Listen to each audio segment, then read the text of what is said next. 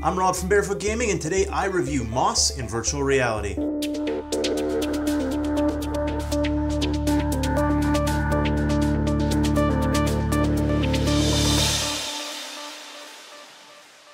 Perhaps a good place to start is what is Moss.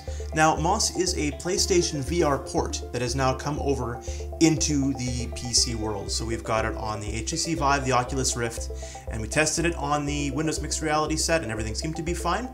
So that's the basic where it comes from, but that doesn't really touch on what it is. Now, Moss is an action-adventure puzzle game, and puzzle being the operative word.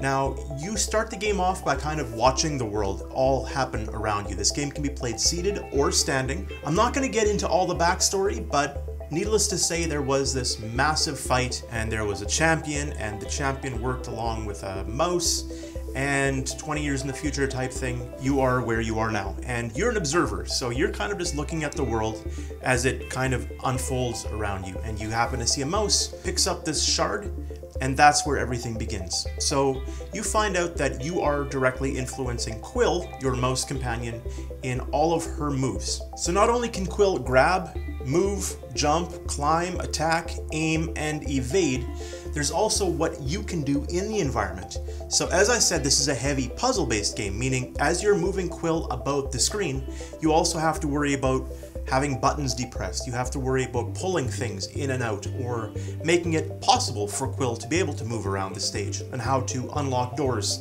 so that Quill can get into the next area, etc, etc. Next up, I'll touch on the length. There's 7 chapters, and the 7 chapters take about 4 hours to complete, roughly. And that is not if you are finding absolutely everything, because there are these little hidden things that you can find.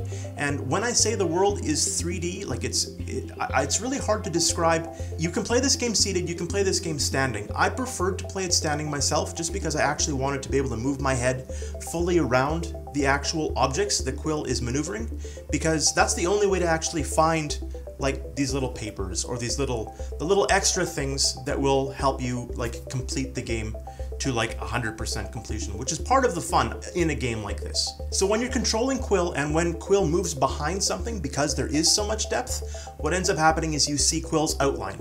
So you never lose track of where Quill is. So those are the mechanics of the game. Let's get to an actual review. Listing pros, listing cons. I'm gonna start with pros. This game is beautiful. Absolutely incredibly beautiful. I don't know why so many developers are apprehensive to get into platformers, or to get into like you looking at the object that you're moving instead of you being just there. I get virtual reality will transport you into the environment, but if you've never tried something where you're actually playing a platformer, how much enjoyment there is in controlling something that's happening in front of you in a fantastic world that doesn't exist outside of virtual reality. The puzzles are very well done. They're well thought out, and there was one that totally stumped me. I actually had to Google it and figure out what I wasn't, and as soon as I read it, I'm like, of course, why didn't I try that? Voice acting is well done. You feel connected to the characters that are happening, and it kind of has, I'm gonna say, like a never-ending story type feel, except without some of that really dark death type stuff. So in between levels, you are the reader, and you flip pages as they're telling the story, and it feels like, again, I'm gonna say the never-ending story. You are just not only reading and helping the story unfold, you are directly controlling the hero. And not only are you controlling the hero, but you're helping the hero be able to get through the obstacles. Which brings me to my only con. Now, the control movement for Quill herself on the Oculus Rift is your joystick. On Windows Mixed Reality, it's the joystick. On the HTC Vive, it's the trackpad. And it is a little bit finicky. Now, I was looking up some of the notes, and the developers have said that if you use the tip of your thumb, it will work much better than if you use the base of your thumb. You don't press, you just slide it around. But a lot of the puzzles involve some unique jumps and very precise timing to those jumps. So if you lose track of exactly where you are, and it happened to me a couple times, you'll get a little frustrated with that. Now, that's not to say that it can't work. It can. I actually played through the entirety of the game with a Vive controller just to make sure, but there were a couple times where it got a little bit frustrating. That's all I'm gonna say. Now after I finished the game, I realized that you can also use an Xbox One or a Xbox 360 controller or whatever on the one hand if you don't want to use your trackpad. Apparently, I didn't try that, but it makes sense. And then the other hand, you're still reaching around in the 3D environment with your actual hand. And then of course, there is the little joystick adapter that you can either 3D print or pick up for a couple bucks online, which sits over your trackpad on your Vive, which makes it like a self-centered joystick. And I tried that out and that seemed to work really well. So that's it.